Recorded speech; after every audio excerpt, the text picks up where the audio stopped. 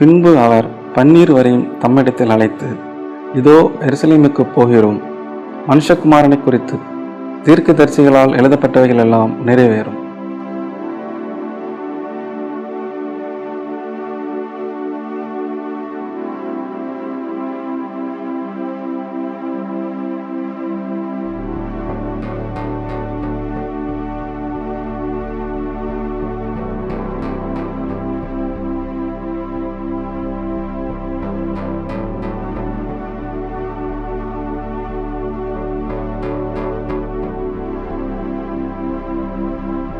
இயேசு கிறிஸ்துவின் நாமத்தில் வாழ்த்துக்கள்.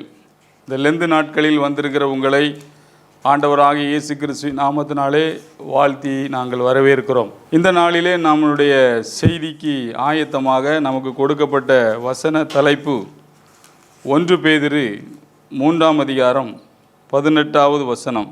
ஏனெனில் கிறிஸ்துவும் தம்மை தேவனிடத்தில் சேர்க்கும்படி அநீதியுள்ளவர்களுக்கு பதிலாக நீதியுள்ளவராய் பாவங்கள் நிமித்தம் ஒரே தரம் பாடுபட்டார். அவர் மாம்சத்தில் கொலையுண்டு ஆவியிலே உயிர்ப்பிக்கப்பட்டார். அவர் மாம்சத்தில் கொலையுண்டு ஆவியிலே உயிர்ப்பிக்கப்பட்டார். இயேசு கிறிஸ்து மாம்சத்தில் கொலையுண்டு ஆவியிலே உயிர்ப்பிக்கப்பட்டார் என்கிற செய்தி இந்த நாளிலே நாம் பார்க்க இருக்கிறோம். பிரியமானவர்களே, ஒவ்வொரு லெந்து நாளிலும் நம்முடைய ஆவிக்குரிய வாழ்க்கையின் வளர்ச்சிக்காக அநேக செய்திகளை நீங்கள் கேட்டுக்கொண்டிருக்கிறீர்கள். இதையும் ஒரு செய்தியாக நீங்கள் எண்ண வேண்டாம். சற்று உட்கார்ந்து இதை கேளுங்கள். சிலுவையிலே நடந்த பரிமாற்றங்களை நான் உங்களுக்கு சொல்ல விரும்புகிறேன். ஏனென்றால் இங்கே மாம்சத்தில் அவர் கொலையுண்டபடியினாலே, சிலுவையிலே அவருடைய மாம்சம் மரித்தபடியினாலே, ஆவியிலே உயிர்ப்பிக்கப்பட்டதினாலே நமக்கு என்ன கிடைத்தது? இது ஒரு மிக முக்கியமான செய்தி. இதை நீங்கள் விசுவாசிக்கும் போது அது உங்களுக்குள்ளே அது வேலை பார்க்கிறது. விசுவாசம் உங்களுக்குள்ளே அது கட்டி எழுப்பப்படுகிறது. முதலாவது அங்கே என்ன நடந்தது என்பதை நீங்கள் பார்க்க வேண்டும். அதே 1 பேதுருல 2ஆம் அதிகாரம் 24வது வசனம். நாம் பாவங்களுக்கு செத்து நீதிக்கு பிழைக்கும்படி சிலுவையிலே நடந்த முதல் காரியம் அதான். அவர் என்னுடைய பாவங்களை எடுத்துக்கொண்டு சிலுவையிலே அவருடைய நீதியை எனக்கு தரப்பித்தார். இதுதான் சிலுவையின் முதல் பரிமாற்றம். என்னோடு நீங்கள் திருப்பிக் கொள்ளுங்கள். 2 கொரிந்தியர் 5ஆம் அதிகாரம் 21வது வசனம். நாம் அவருக்குள் தேவனுடைய நீதியாகும்படி பாவமறியாத அவரை நமக்காக பாவமாக்கினார். நாம் தேவ நீதியாகும்படி பாவம் அறியாத அவரை நமக்காக பாவமாக்கினார். ஸோ நம்முடைய பாவங்களை அவர் எடுத்துக்கொண்டு அவருடைய நீதியை நமக்கு தரிப்பித்தார். அதனால தான் கொலையுண்டு, மாம்சத்தில் கொலையுண்டு. அதாவது ஏன் அப்படின்னா, ஒரு ஆடு பலியிடப்பட வேண்டும், கொலை செய்யப்பட வேண்டும். அப்போது தான் அந்த மனிதனுடைய எல்லா பாவங்களையும் இந்த ஆடு எடுத்துக்கொள்ளும், அவன் நீதிமானாய் மாற்றப்படணும். அதே மாதிரி அவர் ஒரே தரம் ஒரே பலியினாலே நம்மளை நீதிமானாய் மாற்றி இருக்கிறார். சிலுவையிலே நடந்த முதல் காரியம் பரிமாற்றம். இரண்டாவது ஒரு பரிமாற்றம் அதே 1 பேதுரு 2ஆம் அதிகாரம் 24வது வசனம். நாம் பாவங்களுக்கு செத்து நீதிக்கு பிழைத்திருக்கும்படி அவர்தாமே தமது சரீரத்திலே நம்முடைய பாவங்களை சிலுவையின் மேல் சுமந்தார். ஃபர்ஸ்ட் பாயிண்ட் பேசிட்டோம். செமிகோலன். அவருடைய தழும்புகளால் குணமானீர்கள். அப்போ என்ன நடக்கு அப்படின்னா, அவருக்கு தழும்பு இருக்கிறது உண்மைன்னா நான் குணமாகிறது உண்மை. அவர் என்னுடைய பாவங்களை மாத்திரமல்ல, என்னுடைய வியாதியையும் சிலுவையிலே சுமந்தார். இதுதான் நம்ம மைண்டில் திரும்ப திரும்ப வர வேண்டிய ஒரு செய்தி. அவர் மாம்சத்திலே கொலையுண்டபடியினாலே, ஆவியிலே உயிர்ப்பிக்கப்பட்டபடியினாலே. பிரியமானவர்களே, இந்த ஒரு செய்தி நம்மளை அப்படியே இந்த ஒரு செவுத்தில் ஆணி அடித்து இறங்குற மாதிரி இவன் மைண்டில் ஏற வேண்டிய ஒரு காரியம். பாருங்கள், மத்தேயு 8ஆம் அதிகாரம் 17வது வசனத்தை பார்த்தீங்கன்னா, அவர் தாமே நம்முடைய பலவீனங்களை ஏற்றுக்கொண்டு நம்முடைய நோய்களை சுமந்தார் என்று ஏசாயா தீர்க்கதரிசியினாலே உரைக்கப்பட்டது நிறைவேறும்படி இப்படி நடந்தது. அப்போ நம்முடைய வாழ்க்கையிலே அவர் நம்முடைய நோய்களை சுமந்தார். ஃபஸ்ட்டு பார்த்தோம், பாவங்களை சுமந்தார். சின் போர் அவர் சின். ரெண்டாவது பார்க்குறோம் போர் அவர் சிக்னஸ், அவர் சுமந்தபடியினாலே அவருடைய டிவைன் ஹீலிங்கை நமக்கு கொடுத்திருக்கிறார். இதை அப்போஸ்தலர்கள் பயிற்றுவித்தனர். இது அவர்கள் மைண்டில் திரும்ப திரும்ப இருந்துச்சு. எப்படி யோவான் 3:16 உங்களுக்கு மனப்பாடமாக தெரியுமோ அதே போல் நீங்கள் மனப்பாடமாக தெரிந்திருக்க வேண்டிய ஒரு காரியம் அப்போஸ்தலர் 3:16. அது என்ன சொல்லுது? அவருடைய நாமத்தை பற்றும் விசுவாசத்தினாலே அவருடைய நாமமே நீங்கள் பார்த்து அறிந்திருக்கிற இவனை பலப்படுத்தினது. அவரால் உண்டாகிய விசுவாசமே உங்கள் எல்லாருக்கும் முன்பாக இந்த சர்வாங்க சுகத்தை இவனுக்கு கொடுத்தது. யோவான் 3:16, அப்போஸ்தலர் 3:16 ரெண்டும் மிக முக்கியமானது. யோவான் 3:16 நம்ம அழிந்து போகாதபடி அவர் நம்மளை நேசித்து ஜீவனை கொடுத்த செய்தி. அப்போஸ்தலர் 3:16 நாம் நோயினாலே அழிந்து போகாதபடி நம்மளை குணமாக்கக்கூடிய இயேசுவின் வல்லமை விளங்கின செய்தி. பிரியமானவர்களே, திரும்ப திரும்ப இதில் நீங்கள் படிக்கணும். இயேசு எப்படி சுகம் கொடுத்தாரு, அப்போஸ்தலர்கள் எப்படி அதை டீல் பண்ணாங்க. இதை நீங்கள் படிக்கும்போது சிலுவையில் நடந்த அந்த பரிமாற்றம், அவர் மாம்சத்தில் கொலையுண்டதினாலே ஆவியிலே உயிர்ப்பிக்கப்பட்டதினாலே நம்ம அதை விசுவாசிக்கும் போது நம்முடைய வியாதி அதிலிருந்து முற்றிலும் சுகமாக்கப்படுகிறதை நாம் என்ஜாய் பண்ணுறோம்.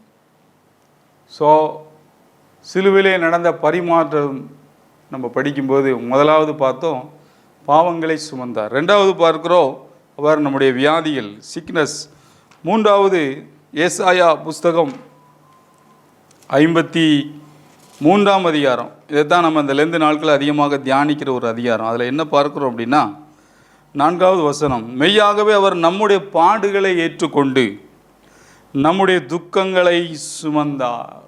நம்ம பாட நம்ம துக்கத்தை அவர் சுமந்துட்டார்.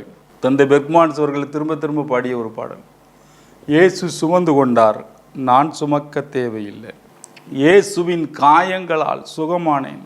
ஆண்டவர் உங்கள் வாழ்க்கையில் இந்த வசனத்தின் வழியாக பேசுவாரார். அவர் துக்கத்தை சுமந்துட்டார், திரும்ப நீங்கள் சுமக்க முடியாது. ஆனால் நமக்கு இந்த வசனங்கள் தெரியாதனால நாம் என்ன நினைக்கணும்னா, நாமோ அவர் தேவனால் அடிபட்டு வாதிக்கப்பட்டு சிறுமைப்பட்டவர் என்று எண்ணினோம். அவர் ஆண்டவரை பாடுகளை ஏற்றுக்கொண்டு இப்படி தான் சொல்கிறோமே தவிர என் பாடுகளை ஏற்றுக்கொண்டார் நான் ரிலீஃபாக இருக்கேங்கிற மைண்ட் செட்டு நமக்கு இல்லை.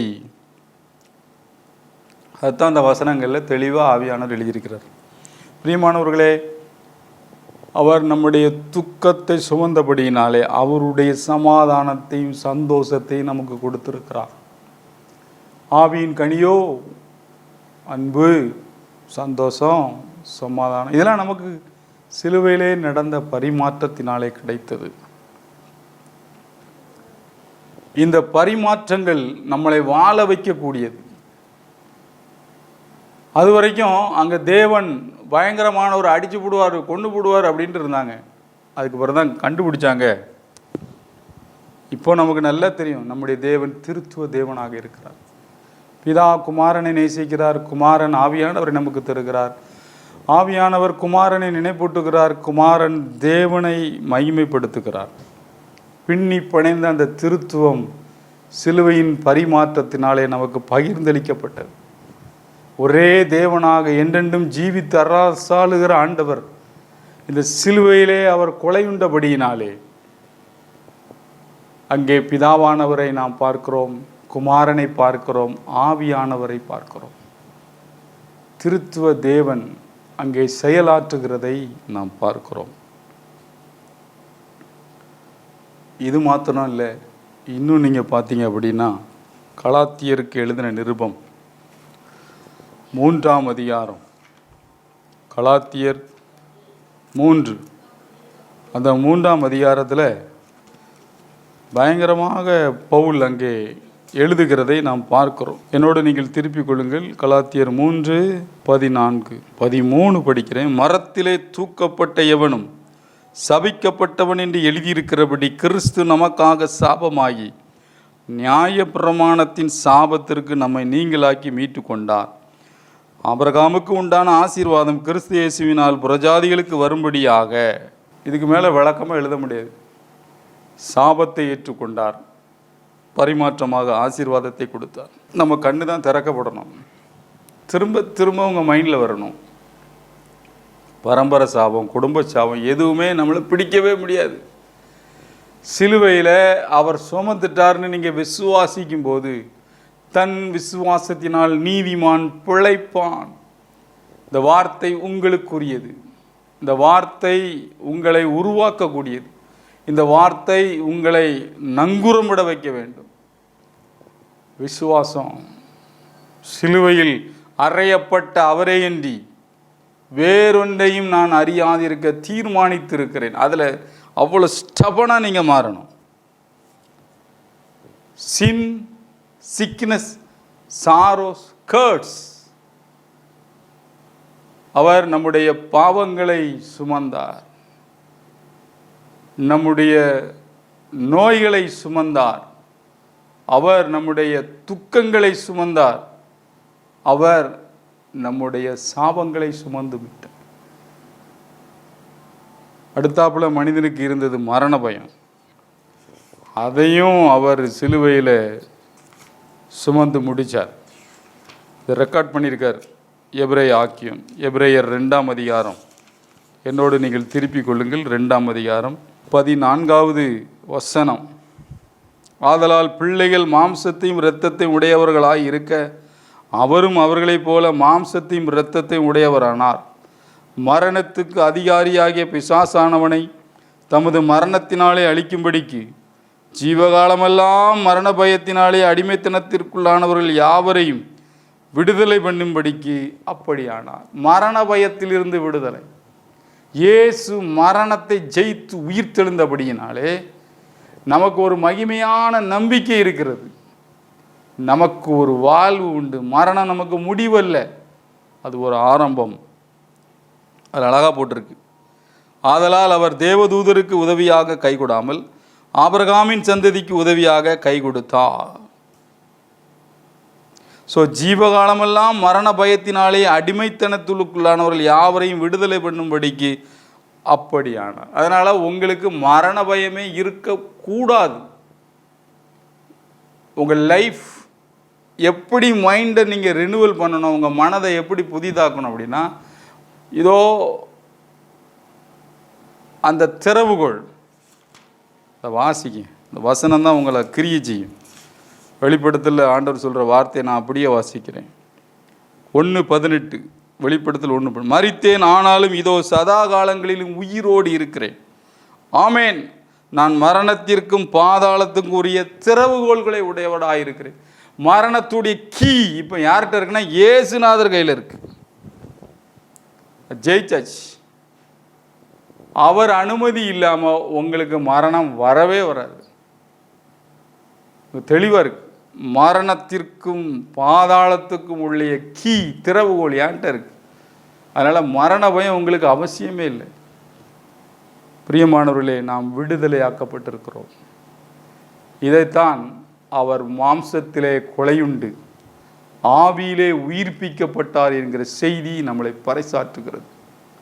ஸோ பாவங்களை சுமந்தார், நோய்களை சுமந்தார், துக்கங்களை சுமந்தார். அது மாத்திரமல்ல, நீங்கள் பார்த்தீங்க அப்படின்னா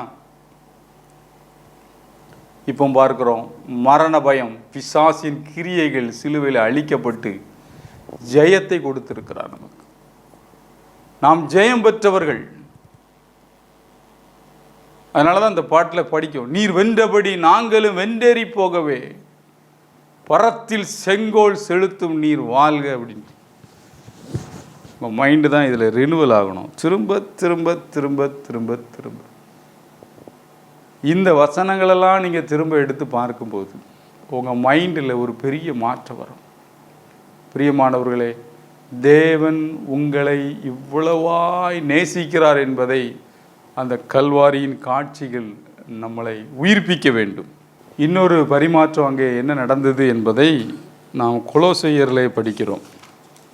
கொலோசையர் 1ஆம் அதிகாரம் நீங்கள் பார்த்தீங்க அப்படின்னா மிக அருமையான ஒரு வசனம். 21வது வசனம், முன்னே அந்நியராயும் துர்க்கிரியினால் மனதிலே சத்துருக்களாயும் இருந்த உங்களை பரிசுத்தராகவும் குற்றமற்றவர்களாகவும் கண்டிக்கப்படாதவர்களும் தமக்கு முன்பும் நிறுத்தும்படி அவருடைய மாம்ச சரீரத்திலே அடைந்த மரணத்தினாலே இப்பொழுது ஒப்புரவாக்கினார். 20ஆம் வசனத்தில் போட்டிருக்கு, அவர் சிலுவையில் சிந்திய இரத்தத்தினாலே சமாதானத்தை உண்டாக்கி பூலோகத்தில் உள்ளவைகள் பரலோகத்தில் உள்ள யாவையும் அவர் மூலமாய் தமக்கு ஒப்புரவாக்கி கொள்ளவும் அவருக்கு பிரியமாயிற்று. யுத்தம் முடிந்தது, நமக்கும் ஆண்டவருக்கும் பிரச்சனையே கிடையாது. தேவன் இயேசு கிறிஸ்து ஆவியானவர் அதுக்குள்ளே நம்ம போயிட்டோம். ஏனென்றால் இங்கே போட்டிருக்கு, நாம் மனசில் சத்துருவாக இருந்தோம், எல்லாத்தையும் அவர் சரி பண்ணியிருக்கிறார். சிலுவையில் சிந்திய இரத்தத்தினாலே, சிலுவையில் சிந்திய இரத்தத்தினாலே. உங்கள் மைண்டு தான் இதில் ரினுவல் ஆகணும். நாம் ஆண்டவரோடு ஐக்கியப்பட்டு இருக்கிறோம்.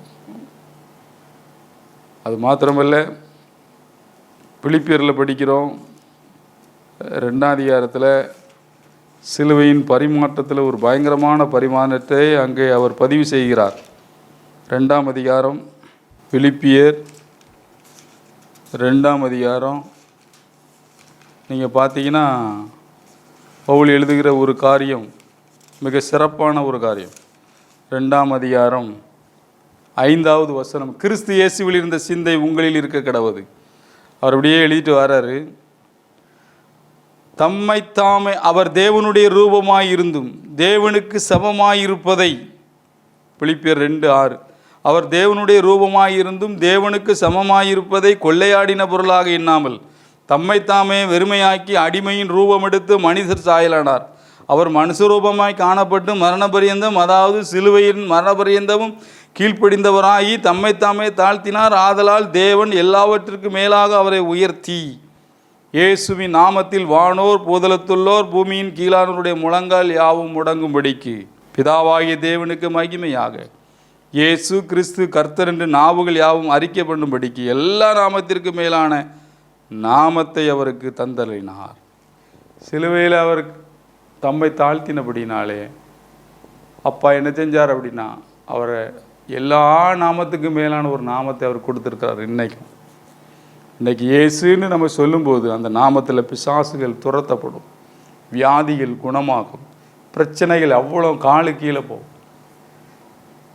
அடிக்கடி நம்ம படிக்கிறோம், இயேசு என்ற திரு நாமத்திற்கு எப்போதுமே மிக சோத்திரம், வானிலும் பூவிலும் மேலான நாமம், வல்லமையுள்ள நாமம், வேதாளம் பாதாளம் யாவையும் ஜெயித்த நாமம், வீரமுள்ள திரு நாமம். அது திரும்ப திரும்ப இந்த 2 நாட்கள் அதை திங்க் பண்ணுங்க. இது சிலுவையிலே கிடைத்த ஒரு பரிமாற்றம். இயேசுவின் நாமம் என்று சொல்லும்போது, இயேசுவின் நாமத்தினாலே கால்வழியை போ என்று சொல்லி பாருங்க. இயேசுவின் நாமத்தினாலே பிரச்சனையே அங்கே இருக்க முடியாது என்று பேசி பாருங்கள். உங்கள் வாழ்க்கையிலே நீங்கள் அற்புதங்களை காண்பீர்கள். சிலுவையிலே நடந்த ஒரு பெரிய மாபெரும் பரிமாற்றம். இயேசுங்கிற நாமம் நமக்கு கிடைச்சிச்சு. அவர் மாம்சத்தில் கொலையுண்டு ஆவியிலே உயிர்ப்பிக்கப்பட்டபடியினாலே இந்த நாமம் நமக்கு கொடுக்கப்பட்டது.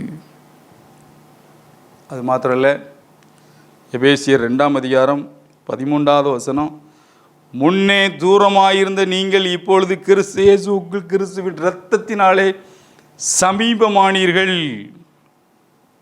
எப்படி சமீபமானோன்னா, அங்கே அழகாக அவர் சொல்கிறாரு,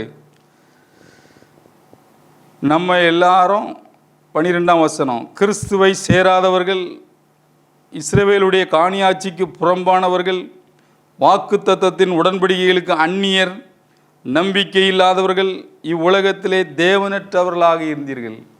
ஆனால் இயேசுநாதருடைய சிலுவை அவர் மாம்சத்தில் கொலையின்றபடியினாலே, ஆவியிலே உயிர்ப்பிக்கப்பட்டபடியினாலே நமக்கு என்ன நடந்துட்டு அப்படின்னா, நாம் தேவனை உடையவர்களாக மாறி போனோம், நாம் சுதந்திரம் உள்ளவர்களாக மாறி போனோம். நமக்கும் ஆபிரகாமுக்கும் ஒரு தொடர்பு வந்துட்டு இயேசு கிறிஸ்துவினாலே. ஆபிரகாமின் ஆசீர்வாதம் கிறிஸ்து வழியாய் வந்தது. அங்கே அழகாக போடப்பட்டிருக்கு, இஸ்ரவேலின் காணியாட்சிக்கு புறம்பானவர்கள், ஆனால் இப்பொழுதோ நாம் சேர்த்து கொள்ளப்பட்டிருக்கிறோம் கிறிஸ்துவின் இரத்தத்தினால். இது சிலுவையிலே நடந்த ஒரு பரிமாற்றம், மறந்துடவே கூடாது. இதை ஆண்டவர் நமக்கு தந்தார். கீழே போட்டிருக்கு 14, 15, 16 பகையை சிலுவையினாலே கொன்று எல்லாத்தையும் க்ளோஸ் பண்ணி அதில் அழகாக போட்டிருக்கோம். 14, 15 நீங்கள் பார்த்தீங்கன்னா, அவர் ஒன்றாக்கி தகர்த்து ஒழித்து சிருஷ்டித்து சமாதானம் பண்ணி கொன்று இரு திறத்தாரையும் ஒப்புரவாக்கினார். அப்படின்னா என்ன? அப்படின்னா சிலுவையில் இனிமேல் கிறிஸ்து வழியாக நம்ம ஒரு டிவைன் கனெக்ஷனுக்கு வந்துடுறோம். இதுதான் நித்திய ஜீவன்ட்டு சொல்கிறோம். தேவ ரகமான ஒரு வாழ்க்கைக்கு பார்க்குறோம். பூமியில் தான் இருப்போம், ஆனால் தேவ பிரசன்னத்தில் வேலைகளை செய்வோம். இந்த இயேசுங்கிற நாமன்னு சொல்லும்போது திருத்துவ மையத்துக்கு நம்ம வந்துடுறோம். நம்ம நேசிக்கக்கூடிய ஒரு தந்தை, நமக்காக நம்ம மீது பற்றுள்ள ஒரு அண்ணன் இயேசு கிறிஸ்து, நம் மீது பாசமாய் நமக்கு உதவி செய்யக்கூடிய அம்மாவை போன்று இருக்கிற ஆவியானவர், திருத்துவ குடும்பத்தின் அங்கத்தினர்களாக மாற்றப்பட்டு விடுகிறோம். நாம் அவருக்கு சொந்தக்காரர்களாக மாறுகிறோம். விஐபி. பேதுரு அப்படி தான் எழுதுறாரு. நீங்களோ பிரியமானவர்களே, நீங்கள் ராஜரீக ஆசாரிய கூட்டம், அதோடு நிறுத்த மாட்டேங்காரு, அவருக்கு சொந்தமான ஜனம். நம்ம கண்ணு தான் திறக்கப்படணும். சிலுவையிலே நடந்த பரிமாற்றங்கள் திரும்ப திரும்ப எபேசியர், கொலோசியர், பிலிப்பியர், இந்த சிலுவைங்கிற இடத்துலலாம் நீங்கள் திரும்ப திரும்ப சர்ச் பண்ணி படித்து பாருங்கள். உங்களுக்கு நல்ல சத்தியங்கள் கிடைக்கும். அதை அப்படியே விசுவாசிங்க.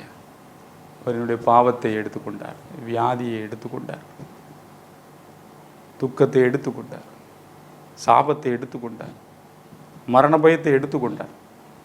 எல்லாவற்றையும் எனக்கு பரிமாற்றமாக தந்து இயேசுங்கிற நாமத்தையே கொடுத்துட்டார். நம்ம எப்படி இதை கொண்டாடாமல் இருக்க முடியும்? இந்த லெந்து நாட்களிலே தொடர்ந்து கர்த்தர் உங்கள் கண்களை திறப்பாராக. ஜெபிக்கலாம். நல்ல பிதாவே, உமக்கு நன்றி. கேட்ட செய்தி எங்களை உயிருள்ள கிறிஸ்தவர்களாக மாற்றுகிறபடி நாளை ஸ்தோத்திரம். இந்த லெந்து நாட்களிலே கர்த்தாவே, அவர் ஆவியிலே உயிர்ப்பிக்கப்பட்டார், நாங்களும் ஆவியிலே உயிர்ப்பிக்கப்படுகிறோம்.